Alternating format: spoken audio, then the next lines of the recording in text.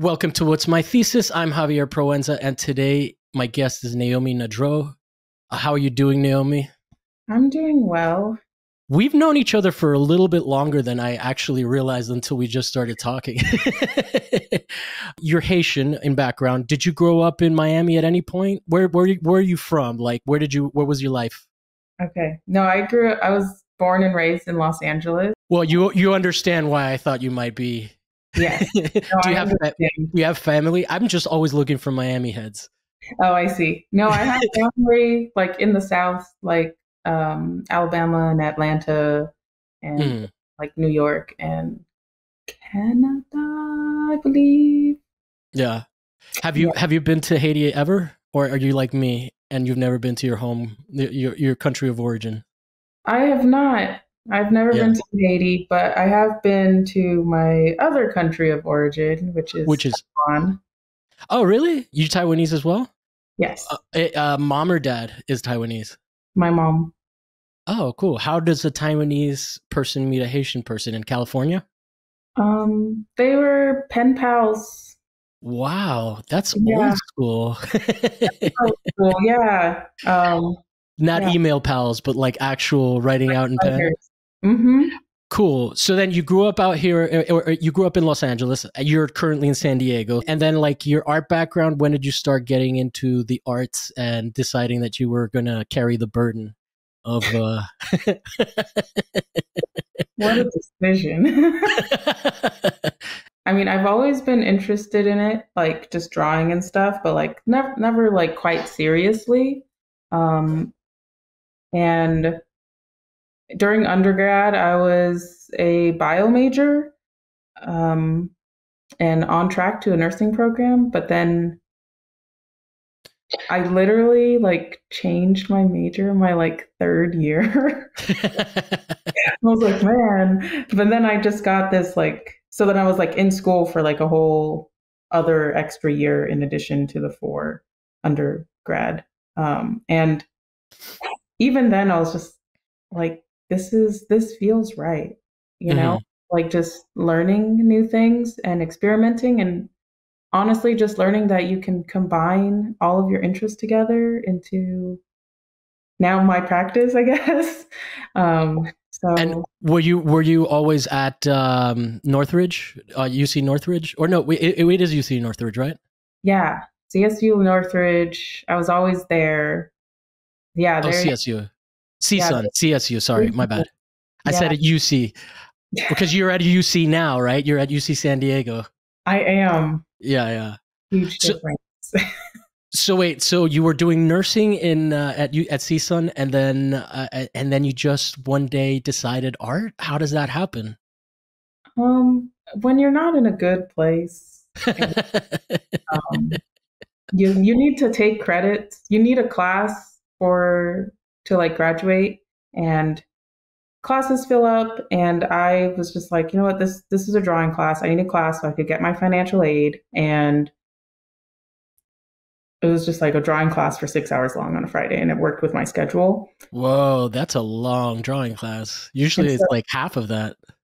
yeah, because it's usually 3 hours twice a week, and so then this time it's once a week for 6 hours, and it was amazing.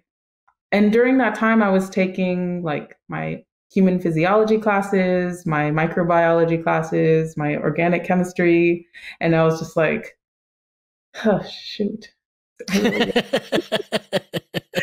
I And feel yet, happier, you know. with the question everybody's asking themselves, how did your parents take it? Um, Because nursing is pretty stable. Like as a parent, you're like, oh, okay, you have a career ahead of you, especially in America where it's like the medical industry is pretty lucrative. Uh, how were they like? Did they know what art entailed? Were they those kinds of people that were into that kind of thing? Were they more pragmatic? What was their outlook when you changed? um, my mom was not happy about it Uh at all. huh. Like, you you can still do art, but like after you have your work in this career, and it's just like, Yeah, and so I stuck it out like during my time in undergrad, but it turned out that it's just like eating me away inside. Like Oh yeah, it wasn't for you. yeah, like I like enjoy the sciences, like I enjoy chemistry, I enjoy learning about biology and how things function and how things work and how things react with each other, but like I couldn't grasp the the social aspects of it and the people aspects of it. And So are it, you saying you had bad bedside manner? yeah, I'm just real direct. um, I'm real direct, and I'm also like I don't really like to be around that many people Uh-huh. all the time, and but like the learning environment for me was also like really tough, and I think I was also not in a good mental health space. Yeah.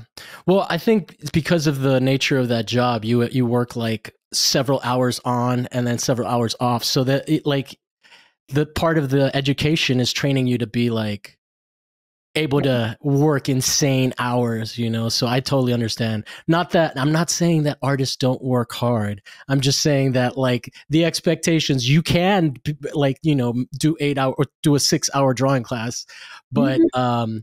but most people don't have to when they're making visual arts. So I can see Mhm. that. Yeah.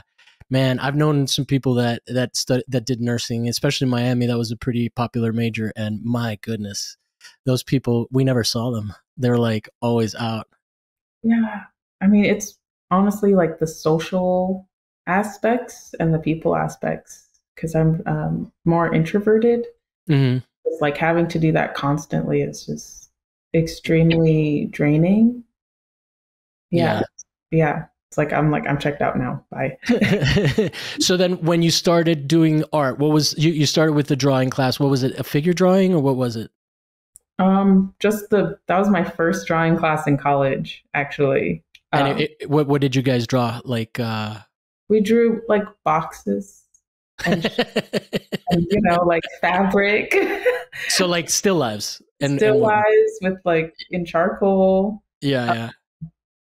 yeah, and then like I love charcoal. Like I still use charcoal now. Um, Really? yeah, it's the material of it, and I love working with my hands. So yeah, like I remember even just in my dissection class, one of my dissection classes, because you like dissect cats and like pigs and shit. So it's I like, did that in high school, but go but like ahead. I love that. I was just like, yes, let me touch the things. Let me like look what this is, like these striations, and like let me remove all this fascia. And but then I would always draw the parts of the body so I can remember Hmm. them and like because for exam and stuff. But yeah, it's yeah, I don't know, it's fun. It's Just so you do like working with meat. neat.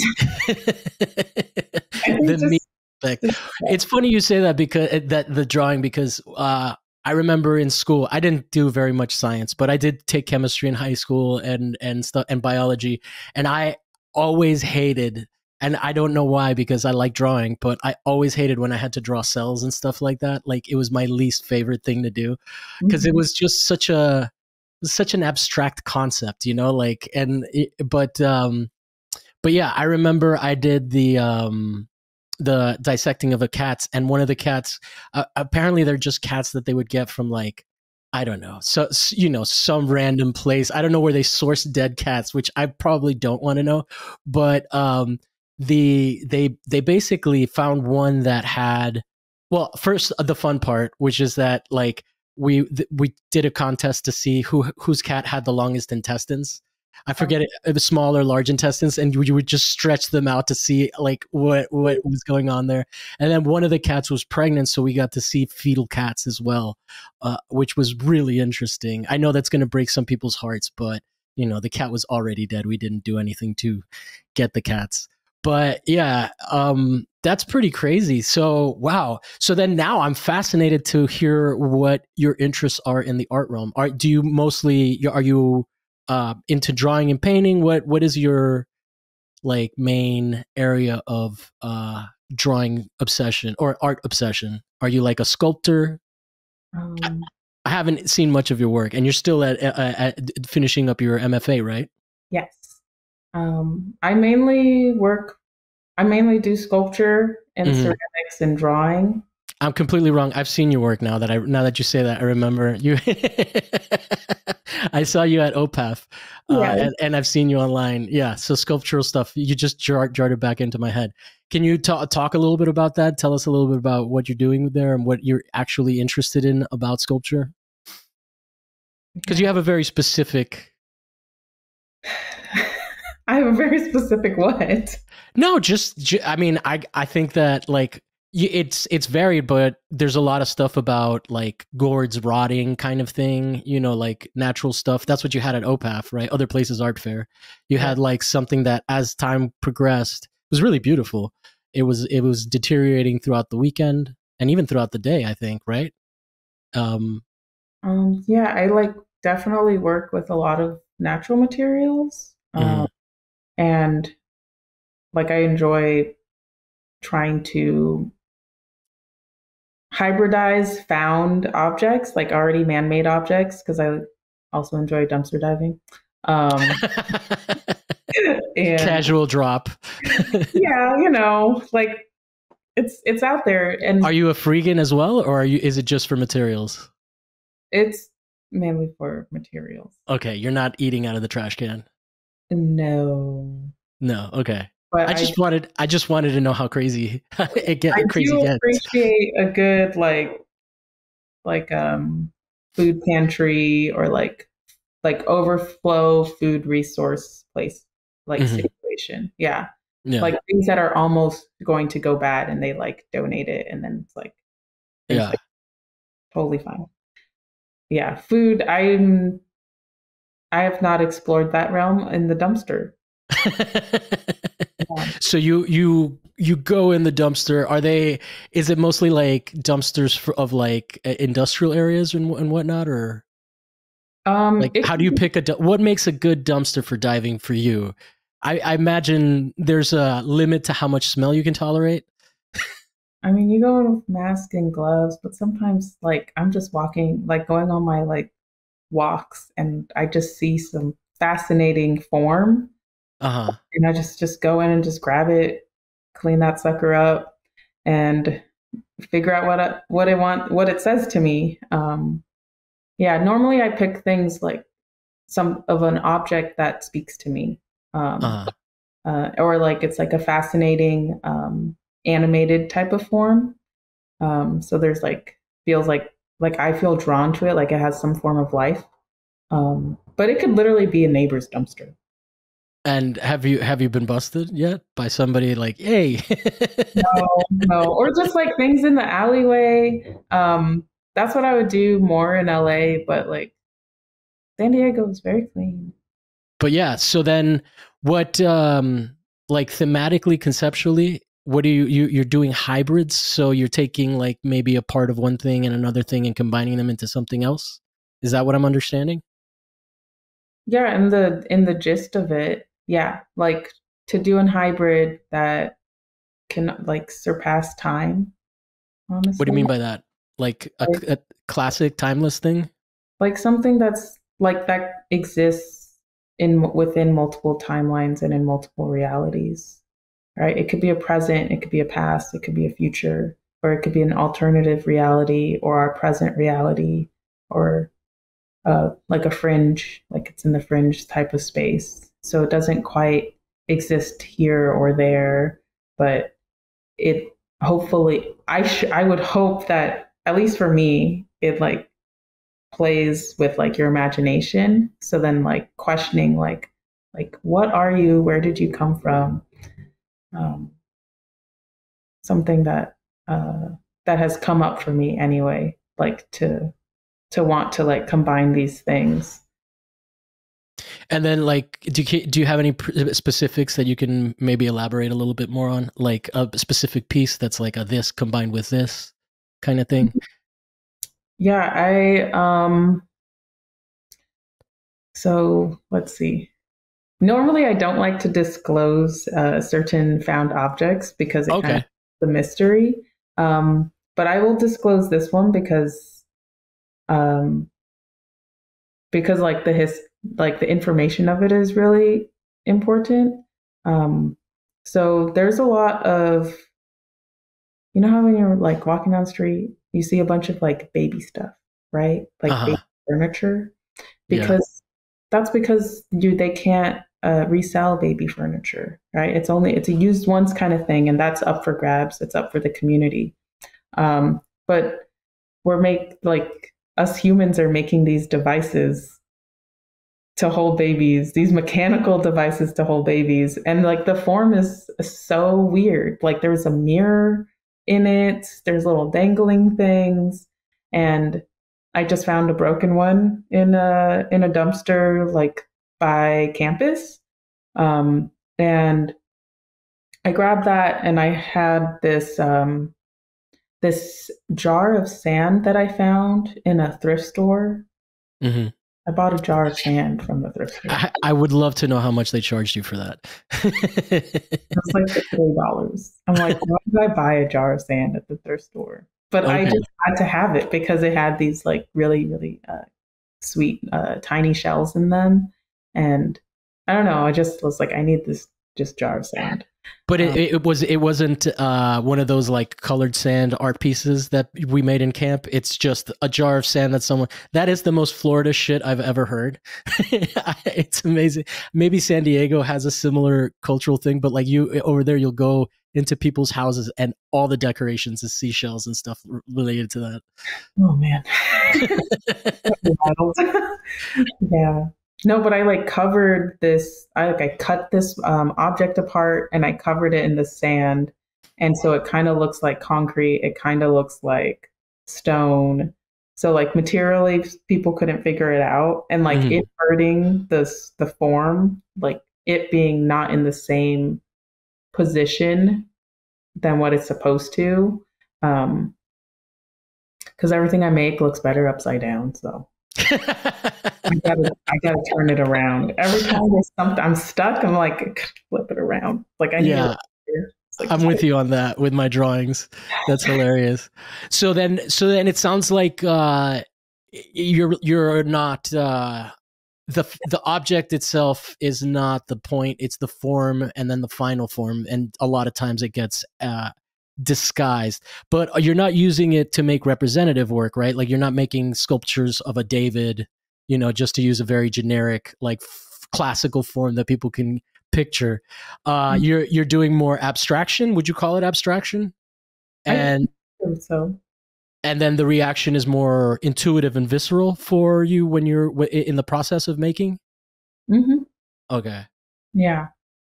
Tell me more about that. Like, what kind of feelings are you working with? Anxiety? Are you working with things that like what is it that emotionally gets you that you're like, okay, no, I'm on the right track? And what is it about it that makes you flip it over and be like, nah, this is not working?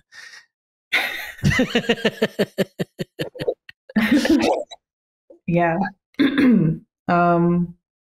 Yeah. I think it's like there's like a level of oh, intuitive, Intuitiveness. intuitiveness, and a level of incorporating a structure or a Uh, system to it because I'll be wild. I'll just do whatever I want, and then there's like nothing to it, but just like in the intuition itself. And so implementing a system with my intuition has helped me. So like my system is using acupuncture meridians uh, oh, interesting. to like as like this level of invisibility and like of this energy that I also found to be attractive to because of like what we consider inanimate objects. I consider them to be to have some form of animacy, right? So they have like some sort of life to them, and so it's like I don't know. I found sometimes feel kind of crazy because I'm like listening to them and I'm like talking to the objects. Like, what do you want? Should I just like Really? with you. Like I'll like try to add stuff, and then it's just like, no, I don't want this, Naomi. And I'm just like, gotcha. And then sometimes I'll add something else, and they're like, yes, I enjoyed this. Please continue. And I'm like, gotcha, I'll continue. Nice. And then yeah, and I think it's just like a back and forth with me and the object communicating with each other.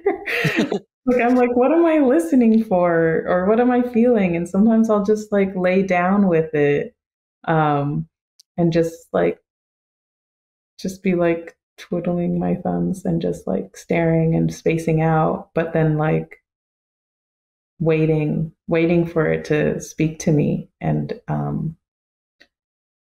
yeah, it's like sometimes they have like some things just have certain points to them where it's just like there's like a tension in a certain section of an object, and I'm like really fascinated sometimes and just like, okay, let's like explore that tension within this like metal rod that's sticking out of this section here. Yeah. So it sounds like there's a lot of room for you to surprise yourself, right? Because even if you have objects that you're like, oh, okay, I know what these things are, but like there's a moment where maybe like something clicks. I also like the idea of the meridians. So you're essentially attributing like meridian lines to an object that doesn't conform to the shape of a body, right? So then like let's say for example a chair has legs. What is the meridian flow? I keep saying meridian because I know so little about acupuncture, and I'm just hooking onto that word. But basically, you're kind of projecting a map onto it of like what its chakras would be essentially. That's super interesting, and I feel like it's hard because I'm asking you to verbalize something that's like completely experiential, and I feel like you're hearing yourself and you think that you sound crazy, but you sound like an artist. I mean, this is exactly why I like talking to artists, because they do weird shit like this and have weird perceptual stuff. Have you always looked at objects this way? Have you always been like, oh, okay, this is what this is about? Or is this something that just kind of became a part of your practice once you decided that you didn't want to be in nursing and whatnot? Like, have you always been curious about, like, would you look at syringe in the in training and long for the day that you could turn it into a sculpture and give it a voice? Or is this something that happened after you made the transition into being an artist? I feel like I've always had it in me, like even being a collector, collecting rocks and stuff, right? And like just little like those metal rings that you find in the ground. Wait, which metal rings you find in the ground?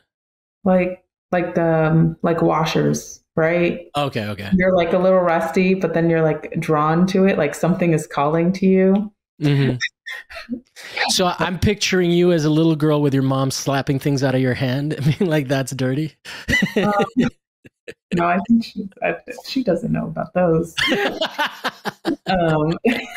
When I was a kid, like we used to have a set of like toy medical, like doctors' implements and stuff. And so I grew up in Italy, and when I was younger in the 80s, it was like there was a huge, I think from the 70s to the 80s, there was a huge, it might even still be a case, heroin problem. So I found a syringe and I was like, oh, look, because I was always picking up trash just like you. My mom fucking almost died because this was at the height of like people not really knowing about HIV and stuff, you know, like when it was still kind of mysterious, or not mysterious, but like people just weren't that educated on it. Especially children. But yeah, man, I totally that you recovered a memory for me of like that. But yeah, I was that kid too. Just like you're going around and you're like, oh, everything is cool. And I may or may not have jumped in a dumpster or two, but I also had it beaten out of me. Not beaten, but like, you know, not like physical violence, but just metaphorically. I was taught to be more careful. Yes. No, So you never had an experience like that where you picked up something and your mom was like, okay, I love to encourage your creativity, but this is too much. Yeah, I mean, yeah, like all the time. I mean, you just want to, like, I'll bring bugs home. Still? I mean, there's one that I just found in my studio, and I was like, "Hello there." But yeah, now they're dead ones that I find. But like, I would bring live bugs into the house, um, and make funny houses for them with the trash that I found. And she's like, "Why in the world did you bring this home?" Oh my God, you were like a weird kid. I would have loved to hang out with you.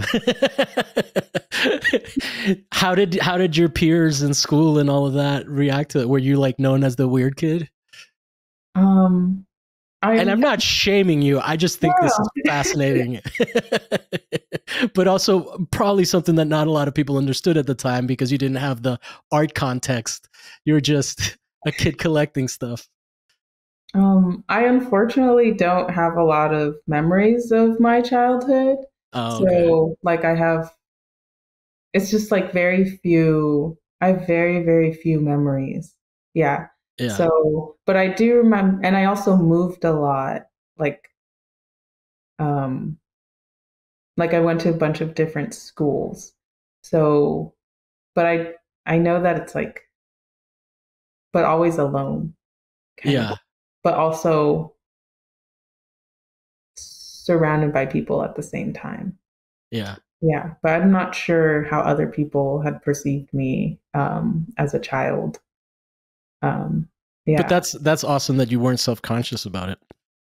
to just be a little weirdo.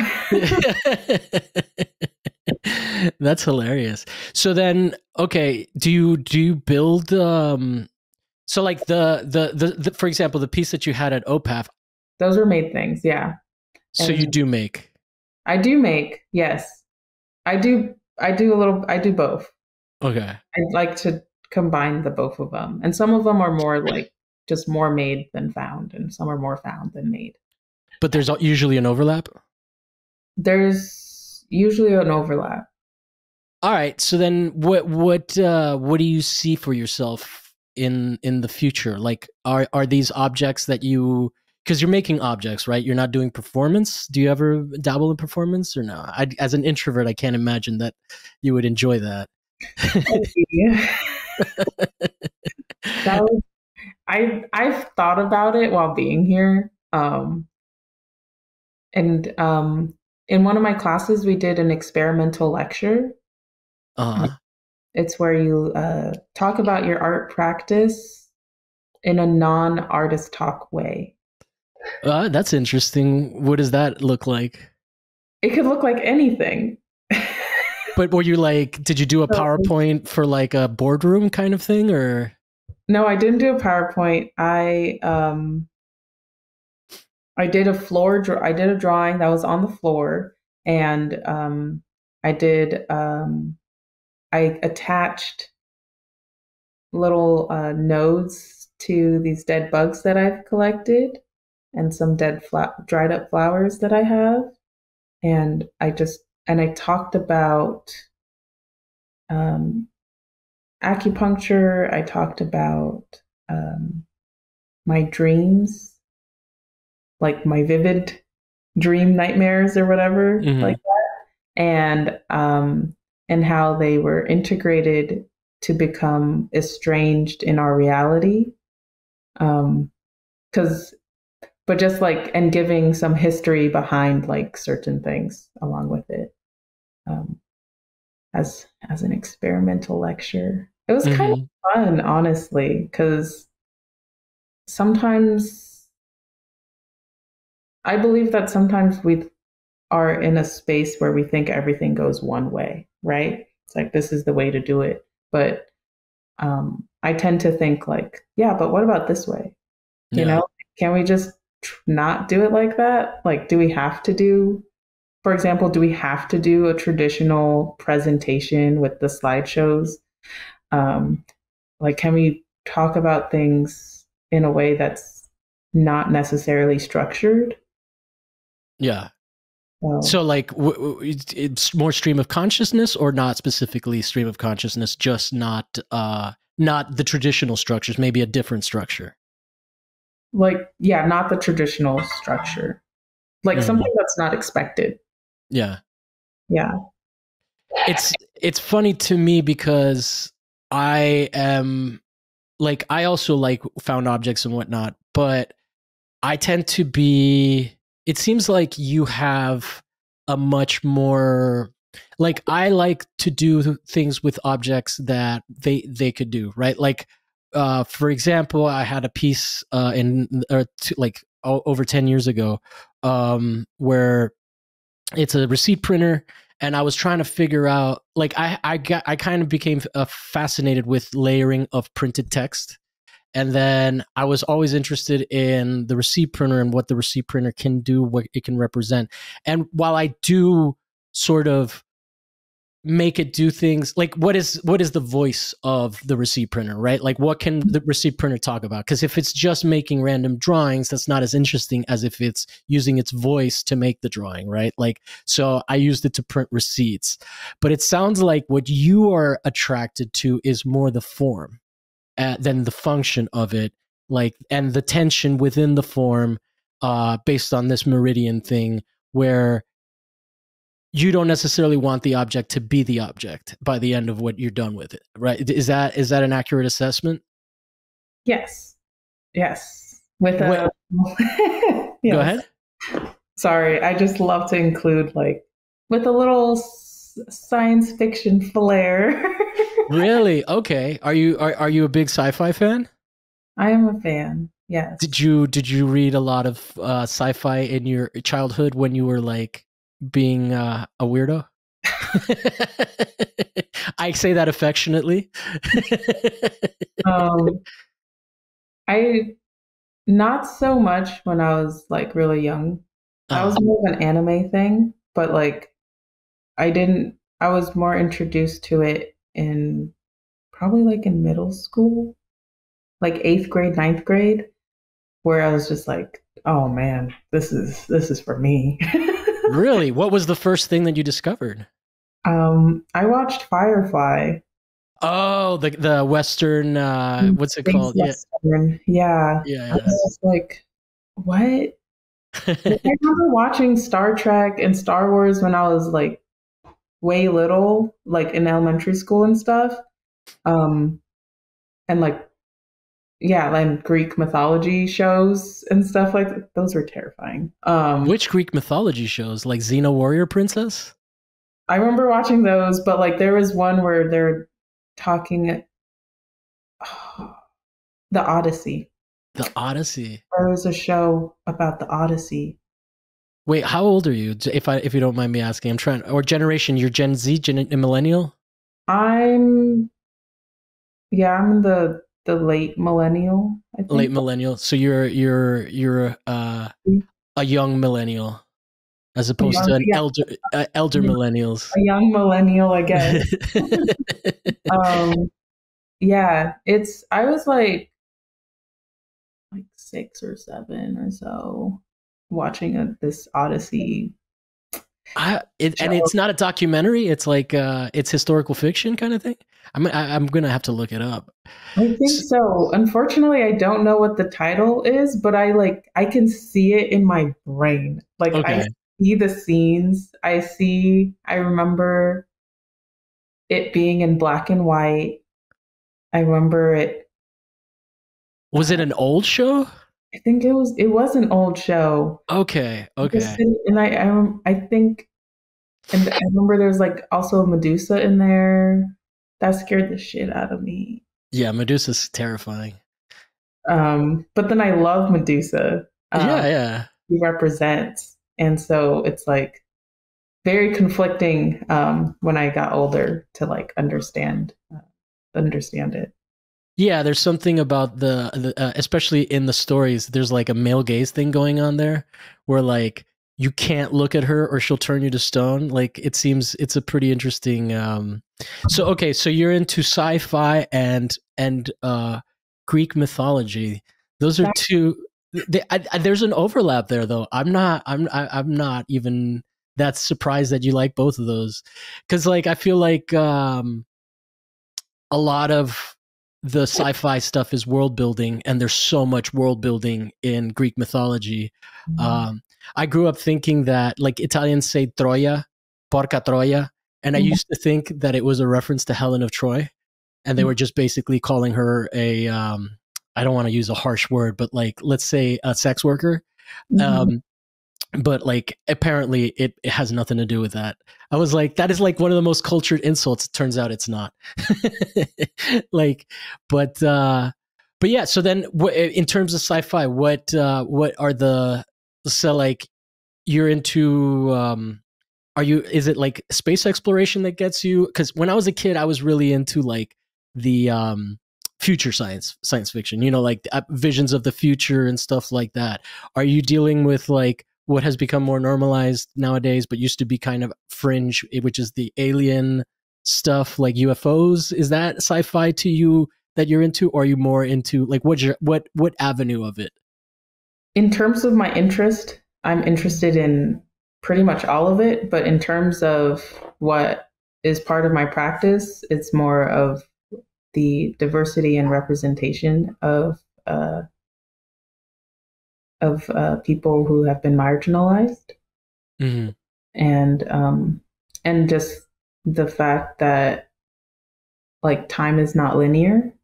Yeah, and just like the way that people communicate with each other, like the communication aspect of, in most cases, humans to alien, and how like when we watch these movies or read these books, people usually want to like, they're going to kill us, and so we should attack them first. You know, which is historically how humans interact.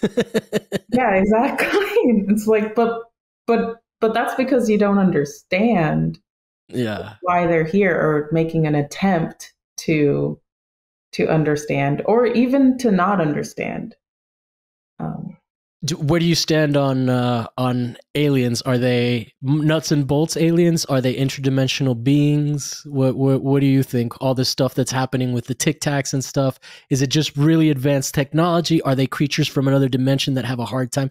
Because one of the things that's interesting about all this, and I'm wondering if this shows up in your work, is a lot of the interactions and communications that people have documented with like these extraterrestrials or UAP things, there's a trickster element of it, which I also think ties to like the mythology, right? Because a lot of cultures have that trickster element. Like even Christians have the devil, which is like, he's kind of like a Loki type character, if in the traditional sense, right? He's kind of but is that an element, like, because it does sound like there's a playful thing where the items are not recognizable, so like you're maybe playing with people's perceptions a little bit, which is an interesting layer to it that I'm picking up on. Is that like the intuitive thing that you feel like when you're like, oh shit, no one knows what this is, kind of like, you know, like I'm playing with you, you know, you kind of recognize it, your brain registers something, but you're not. Is that what we're playing with? Oh, definitely. We gotta have a little fun. Yeah. You know, sometimes we just need to have a little fun in the art. Yeah, we're missing that sometimes. Yeah, and just, yeah, because play is definitely part of it. You know, the trickster, but also like in your question, and the aliens, aren't they all around us? What do you mean? Like anything could be considered an alien unless we like don't categorize, because we continue to categorize them. So they're alien prior to our human categorization. Yeah. But I think it's also alien to us because we don't understand them, right? Like there's things that just move so fast that we're like, how did it, like without accelerating or anything like that. I'm trying my hardest not to talk about Skinwalker Ranch. Are you familiar? No, I'm not. Oh man, What's that you about? Skinwalker Ranch is just a place in Utah that the government had it has experimented on. It's like one of those places that um, before like all of this disclosure stuff that's happening right now, it was really interesting.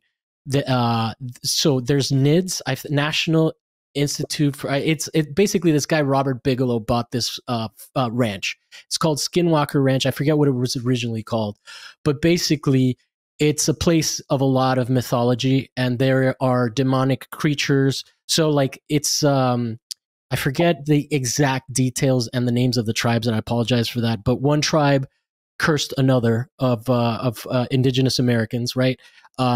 They cursed another too, and then the Skinwalker is kind of the end result of that. I think there, if I'm misspeaking, I apologize, but I think there was a thing where the cursed tribe was maybe involved in like slave trade of the other people, so that's where the curse comes from. So it goes really deep and is really like dark, but basically it's these people that can shapeshift and are like it's creatures that just are shapeshifters, and it's actual humans that through some transgression become these skinwalkers, but it's also a location where there's an insane amount of UFO phenomenon.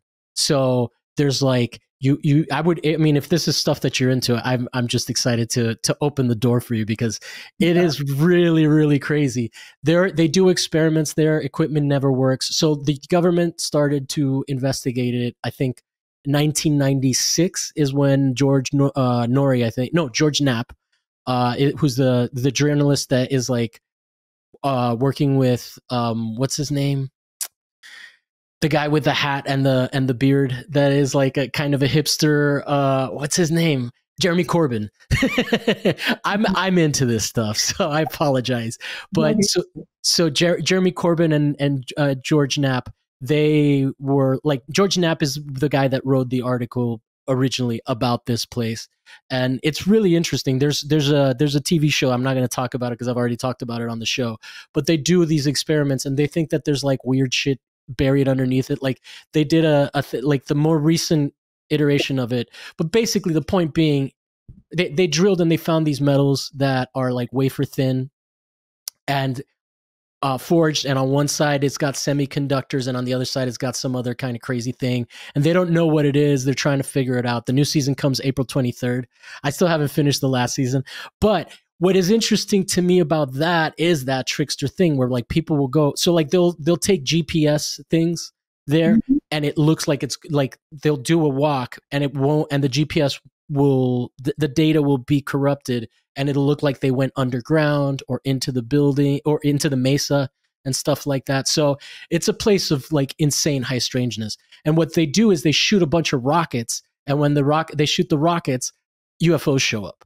Like almost like they can, like it is a thing that they can keep recreating, and so I'm just fascinated by that, because that seems to be like one of the most legit places where this kind of trickster phenomenon, where it doesn't want to be seen, because like people will show up with electronic equipment and the batteries will be drained or the data gets corrupted, but within all of that there's information, because then they can pin down a location and start doing experiments. So I love the myth and the sci-fi.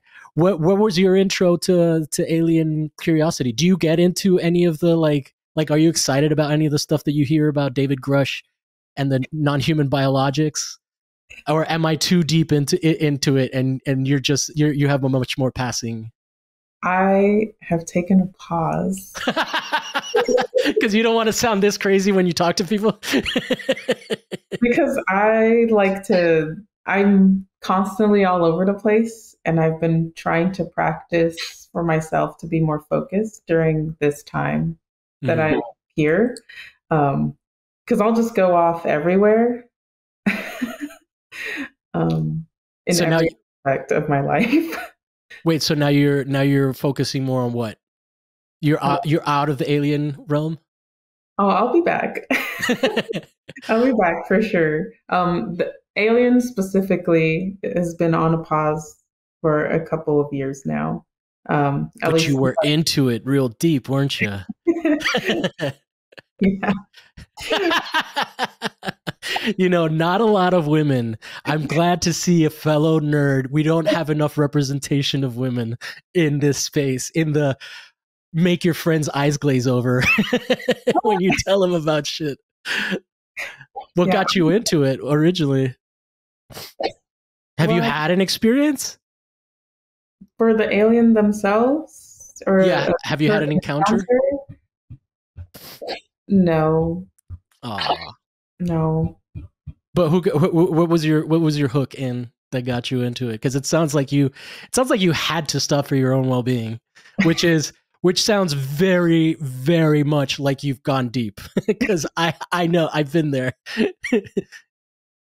I think it's ultimate. Like for me, it's just like wanting to hear from something that's outside of uh, what we know. Yeah, High strangeness. yeah, because just like, or like just having not having a sense of belonging, Hmm. searching for elsewhere, and so then yeah, and it's just like, what is that? This encounter. Well, I have an encounter. Well, where do I need to go? But then instead, I'm hearing these stories instead while like researching and then wanting to go to these places while being stuck in a place that I don't want to be in. And so then that's when that was Wait. probably.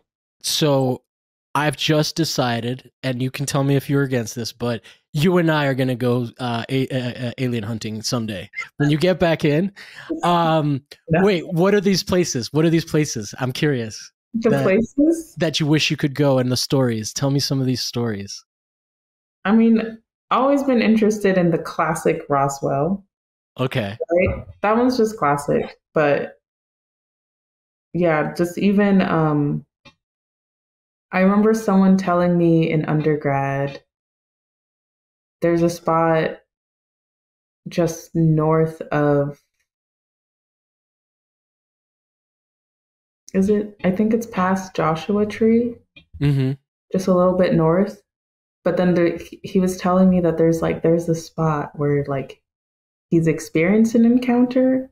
Whoa. And I was just like, but those are not the, I haven't heard that before. I wrote it down somewhere and I honestly cannot remember for the life of me. But it's just north of there and it's like this certain crevice between these mountains. And I was just like, that's so specific. Yeah. And yeah, I don't know.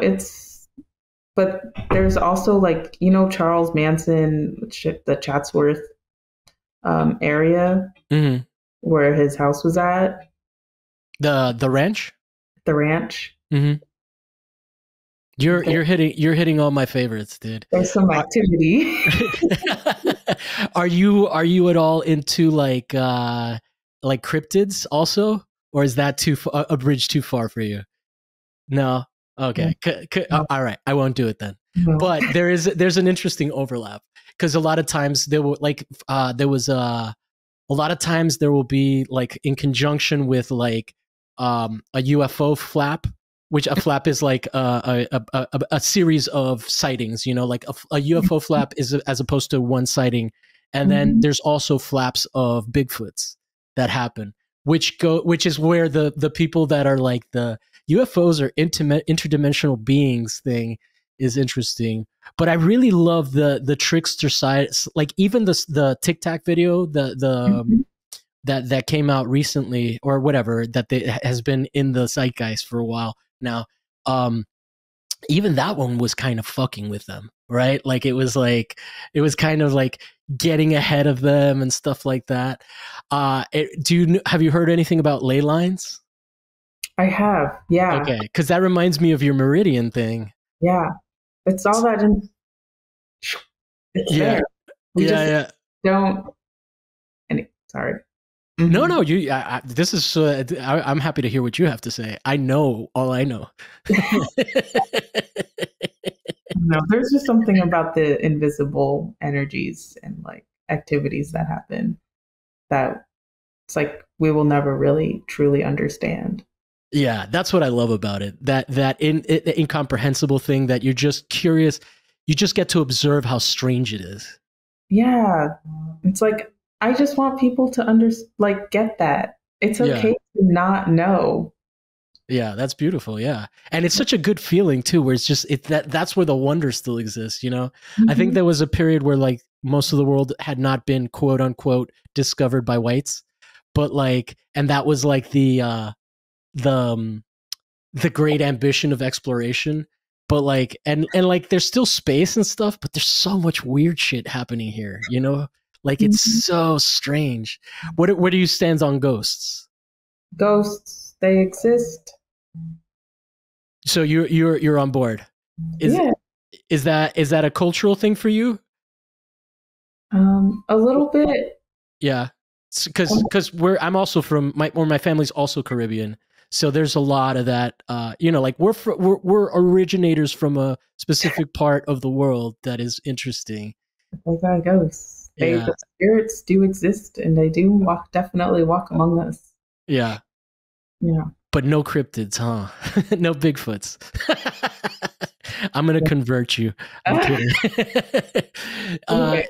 I read up sometimes, but not no, as invested. Yeah. yeah. My favorite cryptid is the squonk. Have you ever heard of that? What It's in the world is a squonk? it's a creature that is so miserable it cries and it because its skin is really uncomfortable.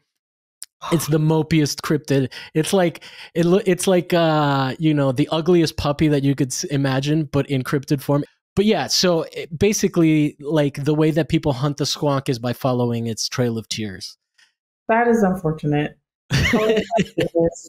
That's so sad. Oh, to be so uncomfortable. I mean, I understand being uncomfortable in your own skin, but like still, people can follow you from your tears. Yeah, man. And then they disappear when you when you come up on them. But I love all that myth shit, you know? Like it's like what is it that makes people report these things cuz these experiences are happening, you know? Like it really is fascinating. Do you People have want to go be alone, you know? Yeah, yeah. Right? It's like, am I seeing the same thing that you're seeing? Like, have you experienced this? Like, because we all don't want to be alone, right? Yeah. Such And a we want to be validated and our experience be validated, you know? One of Mhm. my favorite things that people say that experience this stuff is I know what I saw. That's what's up. I know what I saw. Well, I mean, I would love to. I feel you. I'm with you on that. So then you get some. That's really interesting. I've never talked to somebody whose art practice was specifically tied to that feeling of high strangeness. It really is interesting. Have you ever watched the Mothman Prophecies with Richard Gere? Yeah. You've seen it? I was Yeah. gonna recommend it to you. Why are you looking shy and embarrassed that you've seen it? I've It's such never finished it, but I need to. But no, what I love about it is the like it's one of the best movies. I mean, it's not very accurate, but it is one of the best movies about that sense of like, whoa, what is going on? I haven't watched it in a long time, but there's some scenes in that movie where you're just like, what is going on? Like, well, cool. I didn't know that you were such a nerd. I love you now. You're Yeah, I'm a fan. I have multiple interests, and I like when they infiltrate my like practice and stuff because then it's just like now we can talk with each other at like an opening or something or and just nerd out for like a hot minute, yeah. you Yeah, know. for sure. Like I've had somebody come in and was just like, do you watch Alien? Do you know Geiger? And I'm just like, yeah, dude. Yeah. Do you watch Alien? What do you mean Alien? The movie? The movie. Yeah. Like Ripley and whatnot. Nick Ripley, yeah. Yeah. Okay. Cool. Yeah. Yeah. Yeah. Yeah. Yeah. So Yeah. then it's just like, oh, here's like a little nerdiness Yeah. Yeah. moment, and then just like talking about certain aspects of it in a Have very specific way. I've brought it up on the show before. But one of my favorite things that someone read to me in art school was a quote from Freud about what art like the artist archetype, and what he said was that basically like what we he said other shit that's kind of crazy where it's a sublimation of perversion or like but or of sexual impulses, and the two options are to become an artist or become perverted. So Mm. we just dodged the bullet according to him there because we're into the arts. But the other thing that's really interesting is that he said that like artists really like the attention.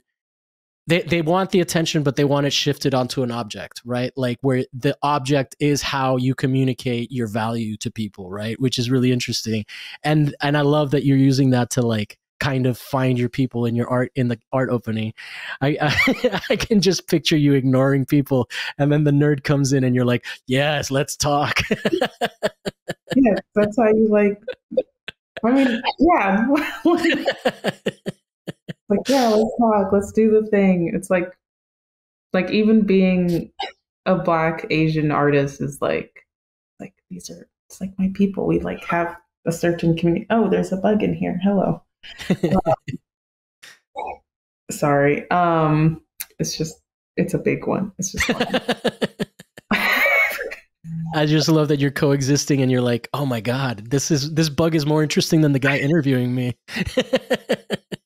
I get distracted really easily. No, that's totally fine. That's totally fine. We're getting a sense of you. But Well, cool. Is there anything that you can recommend to me that you know about that, knowing my similar interests, you could put me onto? oh jeez. I know it's been a while for you, but You have much more experience and knowledge. Let's see. Um, think. Have you watched Fantastic Planet? no. It's Is an that it's an animation where it's like role. It's like a role reversal animation versus like um, not humans acquiring aliens, but aliens acquiring humans. uh-huh. And it's Did you, also very beautiful. so Fantastic Planet? Cool. Did you Fantastic. did you ever watch are you familiar with the Travis Walton story? No. So the Travis Walton was a guy. The Fire in the Sky is the movie based on it. I watched it. It's actually pretty good. The special effects are horseshit, but the actual story is pretty interesting because it's this guy. He gets abducted he's with his friends and they're in a truck. He goes and he gets abducted by an alien and is missing. And then the whole town thinks that these guys murdered him, and then he comes back and they think it's a hoax, and people to this day still think it's always been a hoax. But there's so many fun little stories like that. I love this shit. Oh, But yeah, that would be my recommendation to you and to the audience. Anything that we can promote for you? Anything that you got coming up? You said you were in your last quarter. Do you have a thesis show coming up? I do. Did I Yeah. just remind you about something you didn't want to think about today? No, I'm technically in the thick of it.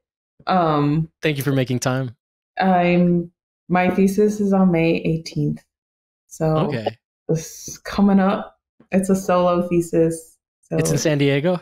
it's in San Diego at UCSD. Yeah, I'll be sharing information later, like probably in a couple of weeks. Yeah. And your Instagram is n__ squared, right? Yes, with two Q's. With two Q's. Yes. Okay.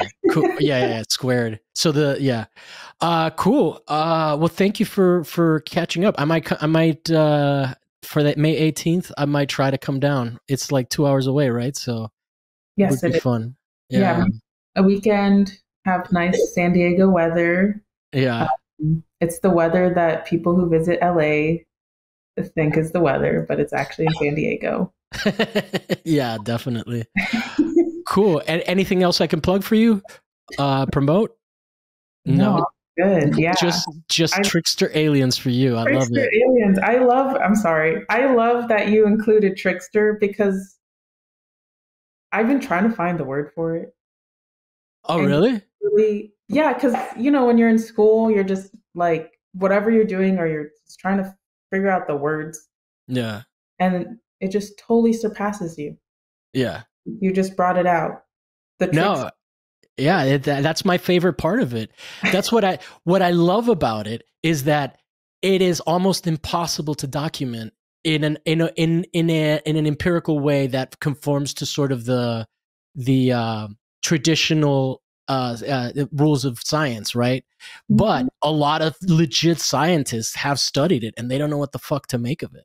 It is like it is baffling, and that is the trickster element. Like you'll try to record something over here and it happens over there, right? Mhm. And now we're at a point where we can like talk about it without sounding absolutely insane.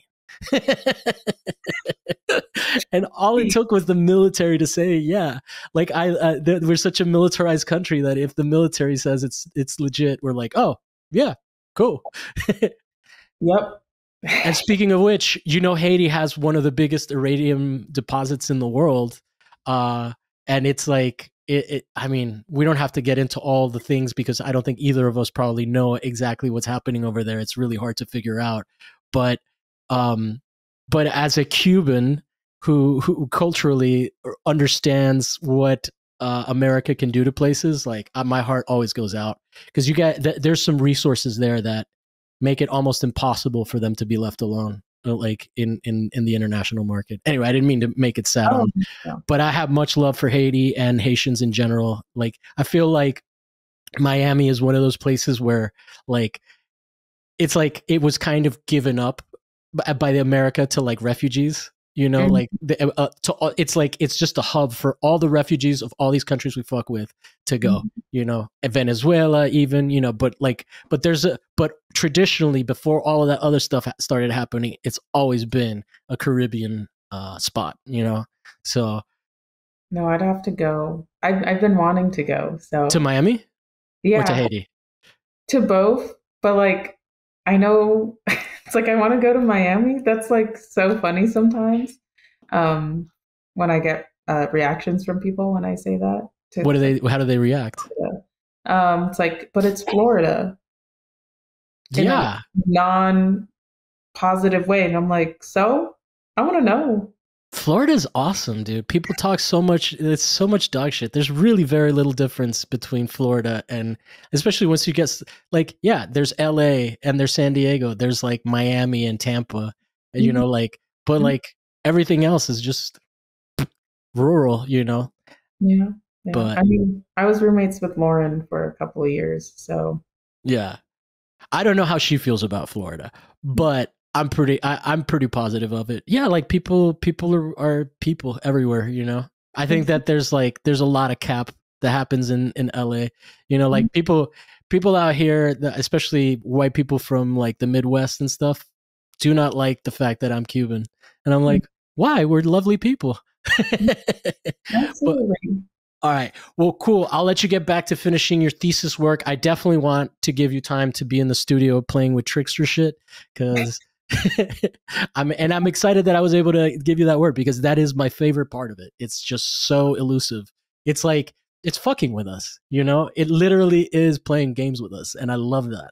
It's like I love the idea of something that knows more than us, you know, because we tend to think of us as the most smart people in the world. We're not. That's not. It's like have no Yeah. places for of others of other things. Yeah. Ugh. Cool. We'll be back. Thank you guys for watching. We'll be back next week with another guest and another topic. Don't forget to like and subscribe. That really does help us get some attention on us, and we really appreciate it. So we'll be back next week. Thank you guys for watching.